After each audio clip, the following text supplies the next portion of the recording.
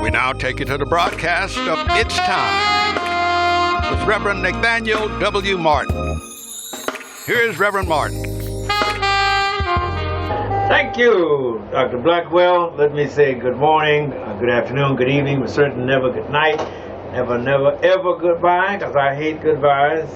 So hello, my name is Pastor Nathaniel W. Martin. I'm the pastor of the New Life Institutional Baptist Church, and we're located at 8916 South Main. We share the building with our sister church, the Shiloh Missionary Christian Church, pastored by my good friend, Dr. Della F. Hollandness, and we trust that she is recovering from that asthma attack and is doing well, and will shortly be released from the hospital again.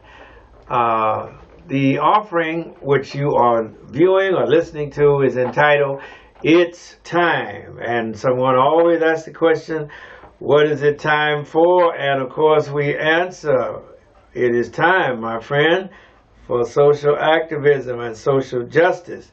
It is time for redress and reparations for the many centuries, 250 odd years of free labor that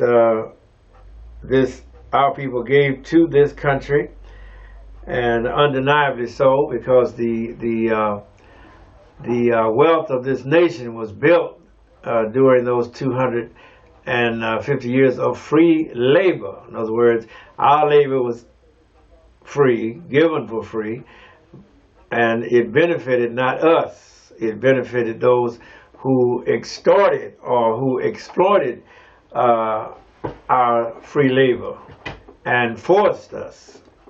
And it was called slavery, chattel slavery, and it was an action begun in the past, but it still has present consequences, results, and effects, even to the very present moment in which I am speaking with you, according to the late Dr. Sigmund Freud, who looked at who studied dreams and who also studied human behavior, and saw that many of the current or present pathologies that and traumas that we see in people today had their origin in way back in the past, and not just in the childhood of the person immediately, but that things that had occurred way back in the collective unconscious, as it were, of the culture. I think they have discovered, or they have developed a new science called the science of epigenetics, which goes into a further discussion and research into the strange behaviors of the subconscious mind, and how that we are yet affected by things that we may not have been aware of, or been present, or even been alive when those events occurred, but yet their effect is in our so-called collective unconscious, in our DNA, and it manifests itself in behaviors, positive and negative. And so we proceed, my brothers and my sisters, in our culture to deal with that legacy of slavery, regardless of those who want to poo-poo the idea. The science is in, the research is in, and it is undeniable. It is undeniable because the science continually points back to the efficacy and the imprint of those slavocracy experiences, not only upon the people who had been relegated to the social value, or social construct value of colored or Negro or black, but also upon those who imposed that social value, who likewise imposed upon themselves this positive social value and political worth of being delineated or recognized as white. Since neither one of those colors appears in nature or in biology, then we recognize that we're dealing with social constructs. And of course, racism, systemic racism, is a very salient, although invisible, unseen factor. Yeah, it's a factor that affects everything that is done, not only in this country, but unfortunately around the world. Look at how long South African apartheid lasted. Look at the Dalit system of India, and we could go. It could be multiplied across the various borders of the various countries. How people of the so-called darker hue are relegated to a less valuable strata or class, unless you, of course, in countries like Nigeria and others where the people don't even recognize black because everybody is black. But we are still battling.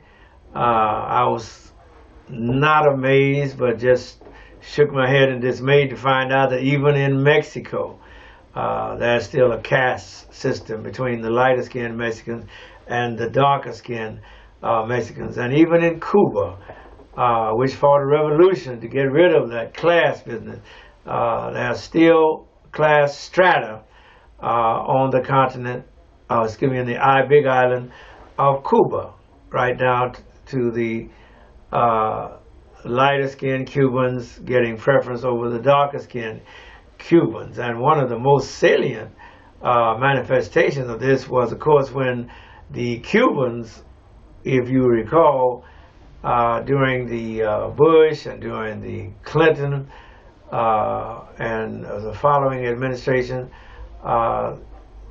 the next Bush administration, the people from Cuba were just welcomed in. They could just get in a boat and get on a raft or swim. If they got close to a U.S. Coast Guard cutter, they were just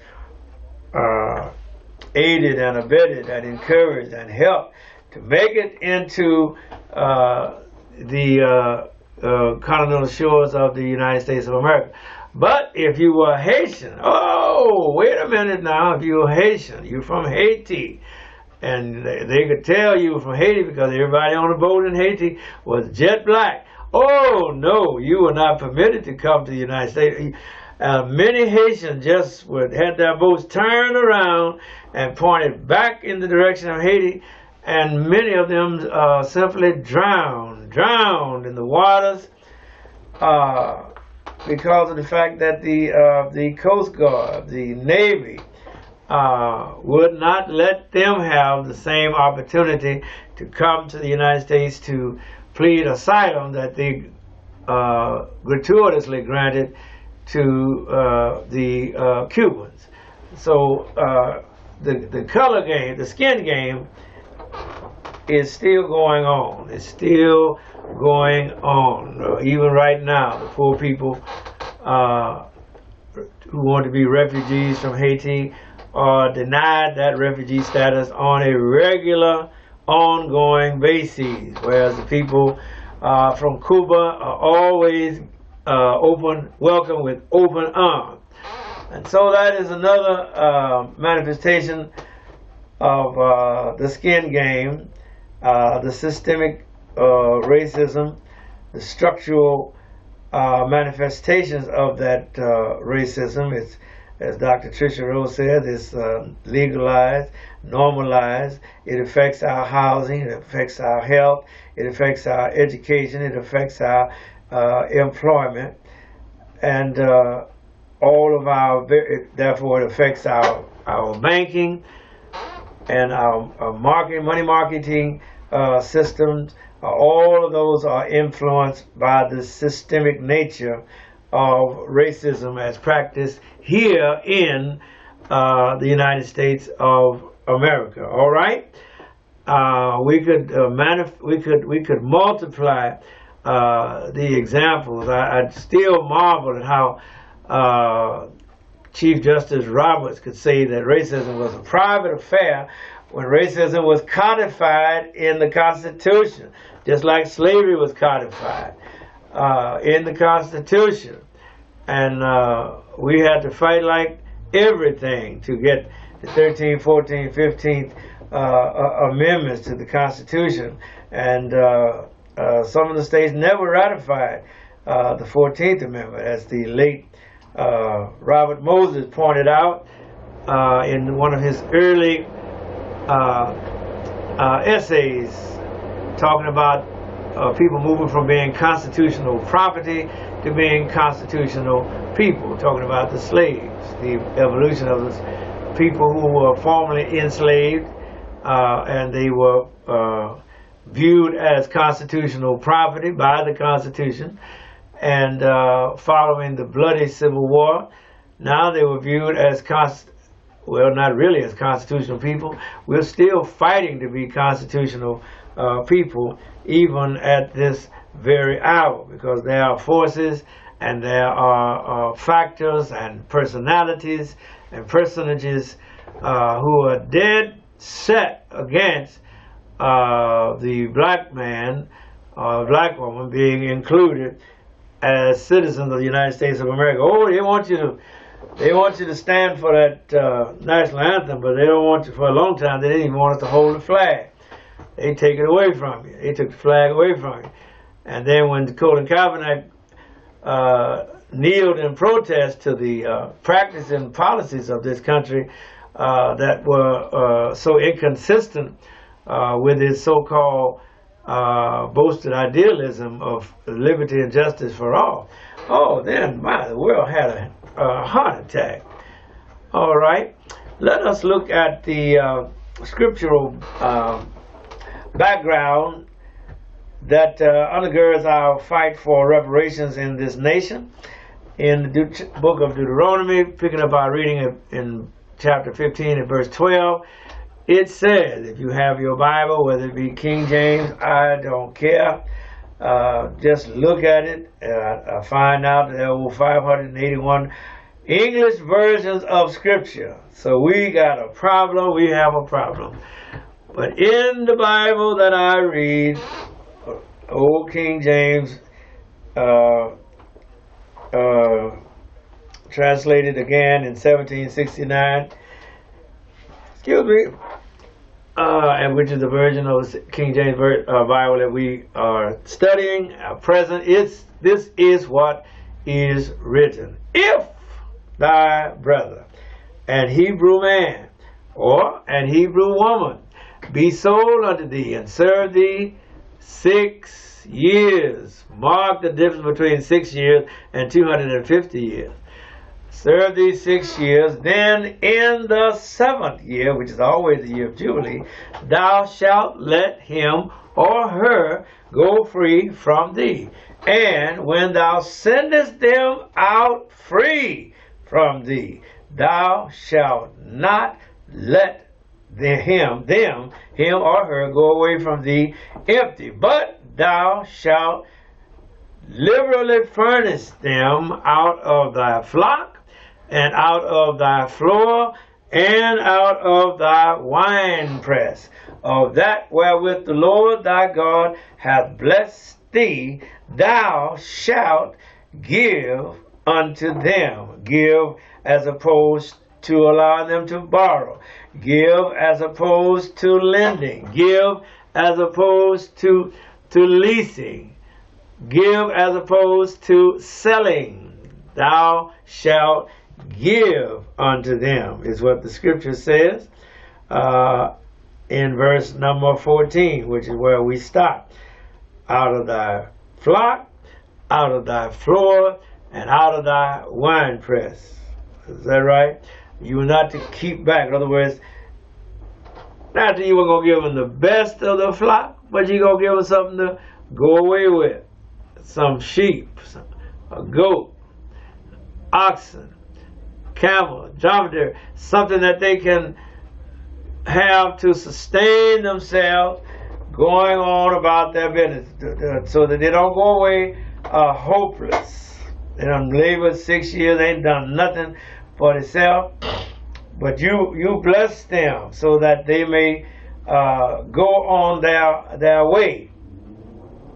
Not broken, not busted, not unemployed, not unemployable, with nowhere to live and nowhere to stay and no money to buy nothing with when the sun goes down and you get hungry. No, out of thy flock you give us something. Out of thy floor, which is the barley and the wheat and all of that, corn and all of that stuff, give unto them. So that when they leave you, they go away ready to face the world, as it were. They have some wherewithal to try to make it, and take them into the wine press, give them some wine. It was believed that wine had medicinal qualities. I'm sure wine did before it became what we drink today. But it did at least lift the spirits of those that were despondent and depressed and wounded and injured and tired on the roadside. And so notice the difference that God established as to how a person being released from slavery was to be treated, and the Bible Belt or the United States method of simply turning a person out in such a destitute and uncertain and unsure fashion that they had no choice but to turn around and go right back out on that plantation and try so that they could try to make it. And that is the way that chattel slavery, or my portable personal slave, my portable personal property in humans was practiced here in the United States of America. We lost Brother Robert Moses. He passed away on Sunday, July the 25th. And for those of you that didn't know Robert Moses, he was one of the great catalysts of the sit-ins and the voter registration drives that got started, and he was one of the ones that encouraged over 850 of white students and white persons from the north to come sojourn in the South doing voter registration and trying to help people to vote. That was Robert Moses who was responsible for that. He was one of the unsung heroes of the civil rights movement. He was one of the instrumental people in the founding of the Student Nonviolent Coordinating Committee, or better known as SNCC. He's helped to start the sit-ins. He was an intellectual. He had read and had studied and had majored and had got his master's studying the philosophy of Albert Camus, who was a philosopher who taught that the power of a movement starts from the bottom up rather than from the top down. So he said the power of a movement started in the grassroots. So contrary to some of the other civil rights leaders, which is not a criticism, Robert Moses and Ella Baker and Stokely Carmichael and Bayard Rustin and a lot of the others, they started at the grassroots. That's why you had Fannie Lou Hamer and all of those personalities who were sharecroppers, whereas Dr. King and his group, they were more or less middle-class Negroes. But the people that Robert Moses went south to register and get those people to register, they were the ones that were the shock troops. They were the ones that were the bottom of the barrel. They were what Howard Thurman called the disinherited, the disenfranchised, the dispossessed. again, not a criticism, just saying that the middle class people who were going to college already, like King and John Lewis, all of that crowd, they had an inroad. They got a benefit.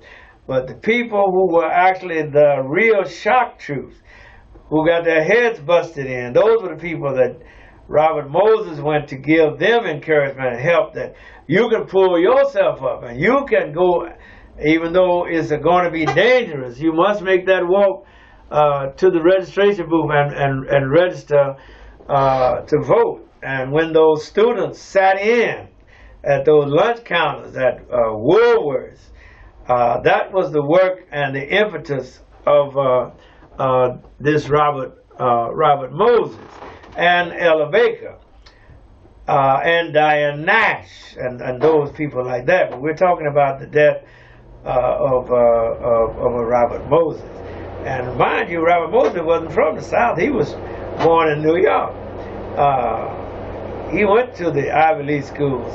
He graduated from Harvard. And he taught math. He was a school teacher. He taught mathematics. And he went back to New York following. Actually, he has a very interesting history, and I encourage you to not only look at his biography, but read some of the essays and that he wrote, and that essay that I've told you about, from Constitutional Property to Constitutional People. That was an essay that occurs in a book. I had a book at the house. Quality Education. That's it. Quality Education. A collection of essays, one of the essays by Robert Moses. I encourage you to get that book and read it. They have essays by Imani Perry and others as well.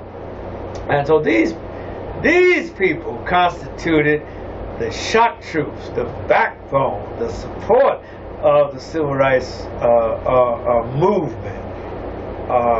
And they don't get the credit really that they deserve, because the press and the camera focus on Harry Belafonte, Robert Abernathy, Fred Shuttlesworth, Wyatt T. Walker, Martin Luther King Jr., Coretta Scott King, and what we would call, kind of the people like us, the middle class. Whereas, which was a difference between the way King was viewed and the way Malcolm X was viewed. Because Malcolm X got with the down and out, just like Robert Moses got with the down and out. That's why Malcolm X is such a hero among the people, because he spoke to the people, and he wasn't going to get in no middle class trap, as it were. As you know, when Robert Moses was one of the ones, he along with Fannie Lou Hamer helped them to get the Mississippi Freedom Democratic Party that in 1964 challenged the all-white delegation that went to the Democratic National Convention, which was going to re-elect and support Lyndon Baines Johnson. As you know, Miss Hamer gave that great speech that Lyndon Baines Johnson tried to interrupt by calling the press, calling a White House press conference in the middle of her speech, but it backfired. And a little side note, footnote, that Johnson tried to get, he got Martin Luther King to go try to get Fannie Lou Hamer and her group to accept 2 seats at large. Miss Hamer said, "No, Dr. King, we didn't come all this way for no 2 seats at large, huh?" And so that gives you an idea of the difference in the power struggle and the power dynamic that existed between the people that Robert Moses was raising up and the people that Martin Luther King Jr. Was raising up. Same people with 2 different classes, 2 different castes. Yeah, Dr. King was in one class and Miss Hamer was in the total sharecropper down in our peasant poor class, and it's one of the unspoken truths that affirmative action and stuff like that benefited the Negroes who were in the best positions to take care of it, because they had the economics or the contacts or the contacts. Who do you know? Relationships. To step right in. Whereas even if you were poor, you still couldn't step right in because you had other class hindrances, class barriers, personality barriers that would hinder you. Something we don't talk about that much in the black community, but it's in every community. But the elite. 4 minutes? Wow. 4 minutes, y'all. And also, I'm going to skip over and send out our condolences to Dr. Runoko Rashidi, who likewise, to the family of Dr. Runoko Rashidi, who likewise made transition on August 2nd. And he was a great prolific author, and he was a great Pan-African and Africana studies teacher and professor who made many trips to the continent, back into the continent of Africa. I think he visited over 124 cities. He wrote over 5 books.